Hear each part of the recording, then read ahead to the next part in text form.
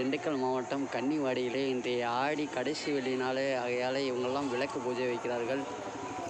உலகம் பார்க்கும் மக்களும் மற்றும் அனைவருமே இந்த நேரத்தில் இந்த தீப ஒளியாக இந்த தாயின் ஆசியோடு நல்லதே நடக்க வேண்டும், அந்த மாரியம்மன் ஆசியோடும் நல்லதே நடக்க வேண்டும். ஓம் நம சிவாய.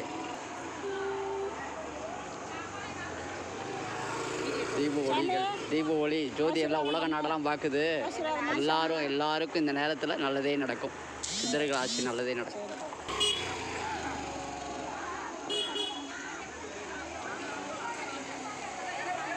இதுதான் திண்டுக்கல் மாவட்டம் கன்னிவாடியிலே திண்டுக்கல் செல்லும் பாதையிலே இந்த கோட்டை மாரியம்மன் என்று சொல்லுவோம்.